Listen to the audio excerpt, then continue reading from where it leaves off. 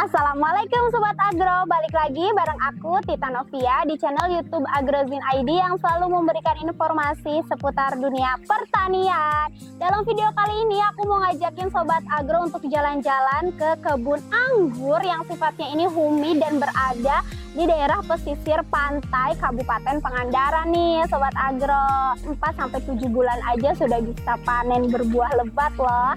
Kalian wajib banget nonton sampai akhir ya.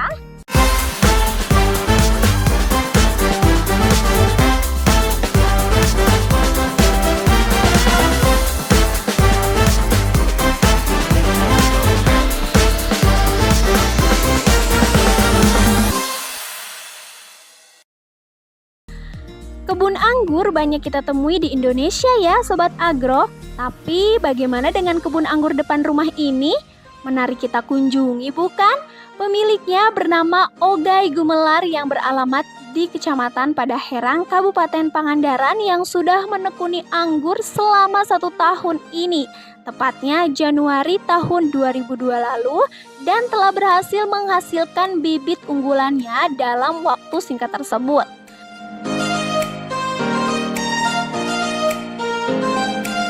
Menariknya lagi Sobat Agro, Ogai Gumelar ini tidak sama sekali memiliki basic di bidang pertanian.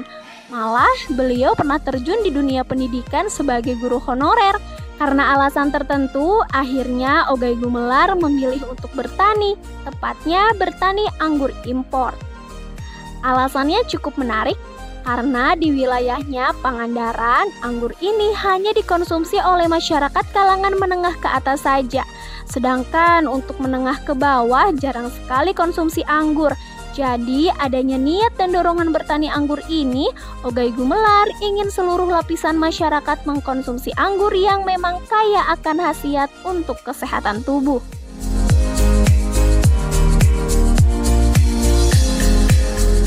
Langkah pertama yang dilakukannya tentu menggali ilmu dan potensi diri di bidang pertanian.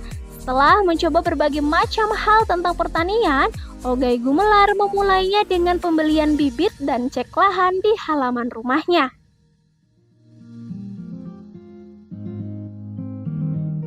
Untuk pembelian bibit, waktu itu kita belinya nggak satu-satu sih, cuman kita cek lahan. Taruh cek lahan kita itu ada berapa meter misalnya ya, terus kita mau ditanaminya otomatis jaraknya kan minimal itu 2 meter per satu pohon, si batangnya itu 2 meter. Jadi waktu itu saya beli 9 pohon pertama beli kita 9 pohon untuk saya kan. Untuk teman-teman yang lain itu tergantung lahan. Kalau untuk media anggur itu butuh media yang porosnya. Jadi kalau untuk saya di sini kita bikin pasir ladu takarannya taruhlah 1 ember falcon. Terus kotoran hewan mau kambing mau sapi itu kan, tapi yang dipakai oleh saya itu kotoran kambing sama 1 falcon. Nah terus dikasih arang sekam padi itu dibakar. Nah, kalau kita males ngebakar boleh pakai sekam yang busuk, jangan sampai sekam yang masih mentah atau baru karena panas. Nah untuk sekamnya itu saya aplikasi 3 ember falcon. Jadi perbandingannya 1:3. Itu untuk tanaman anggur. Kalau untuk tanaman lain beda lagi aplikasinya. Tapi untuk di anggur 1:3. Terus setelah itu saya menggunakan pupuk organik cair buatan sendiri. Saya membuat sendiri dengan bahan-bahan yang sangat sederhana dan mudah. Begitu banyak di sekitar kita. Itu POC-nya alhamdulillah dari 1 Januari yang seharusnya dari mulai tanam itu kan 6 atau 7 bulan baru berbunga. Tapi alhamdulillah kemarin itu 1 Januari tanam, bulan Juli Agustus kita malah udah panen. Nah Sobat Agro, pupuk organik buatan sendiri ini belum dapat dikonsumsi publik ya, dikarenakan masih butuh penelitian dari berbagai pihak dan tentunya surat izin edar. Ditambah lagi iklim di Indonesia setiap wilayah juga tentu berbeda-beda. Wajar saja perkebunan anggur ini juga hanya berada di halaman rumah yang masih dikonsumsi daerah sekitaran saja. ternyata ada beberapa pohon di sini tanpa POC itu beda jauh batangnya. Dari batang, terutama dari batang, pertumbuhan batang sangat jauh.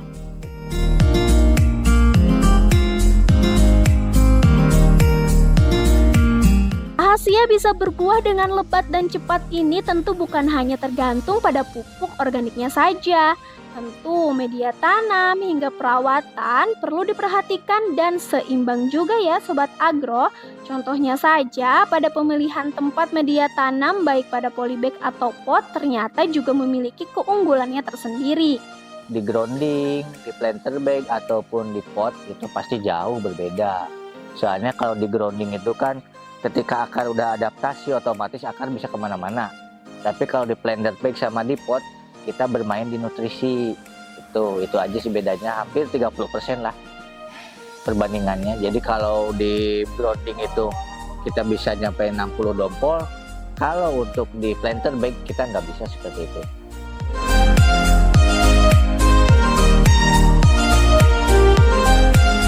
Begitupun untuk penyiramannya. Di daerahnya, Ogai Gumelar hanya melakukan penyiraman 3 hari sekali saja, pemupukan organik yang dilakukan 1 minggu sekali juga, dan penanggulangan hama juga 1 bulan sekali dengan menggunakan produk-produk pestisida yang ada di pasaran pada umumnya. Hanya saja nih Sobat Agro, masih banyak masyarakat yang kurang percaya bahwa anggur ini bisa berbuah di iklim panas pantai seperti ini. Dan ini merupakan tantangan Ogai Gumelar yang sebisanya membuktikan kebun anggur di halamannya yang tidak luas ini dapat berbuah anggur. Untuk tantangan mungkin yang paling menonjol itu pertanyaannya apakah bisa berbuah di Pangandaran. Pasti kebanyakan orang bertanya seperti itu. Nah, kalau untuk bertanya soal buah, alhamdulillah udah saya buktikan ternyata di Pangandaran sudah berbuah.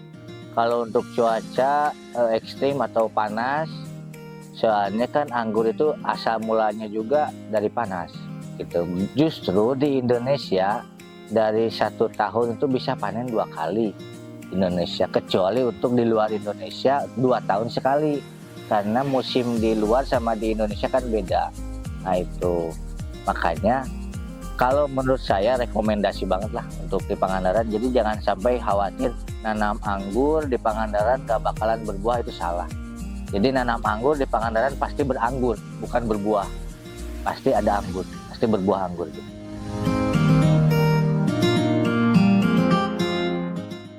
Dari hasil usahanya selama ini, dia mampu dan berhasil menanam 10 varietas anggur import sekaligus di halaman rumahnya.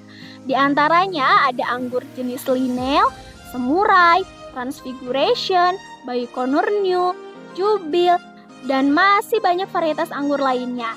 Dan ya, Sobat Agro memang terbukti beranggur semua dalam rentang waktu kurang dari 2 bulan saja loh. Memang, satu halaman rumah ini ada 10 pohon dengan 10 varietas anggur yang berbeda juga. Tapi untuk panen pertama kalinya yang dilakukan beberapa bulan lalu, anggur hasil tanam Ogai Gumelar ini mampu tembus 60 dompol dalam satu pohonnya loh. Wow, bisa dibayangkan kenikmatan hasil jerih payahnya selama ini benar-benar tidak sia-sia ya Sobat Agro. Belum lagi ketika kita ketahui bahwa harga dari buah anggur import ini tidak bisa dikatakan murah. Jadi cukup menjanjikan untuk nilai ekonominya. Wah Sobat Agro, seru banget ya video kali ini. Apalagi tipsnya menurut aku udah sangat-sangat lengkap dan jelas. Tapi buat Sobat Agro yang mau kasih tips tentang budidaya anggur lebih jauh lagi, bisa tulis di kolom komentar. Enaknya aku jalan-jalan ke daerah mana lagi ya? Boleh tulis juga di kolom komentar Sobat Agro. See you next video, bye!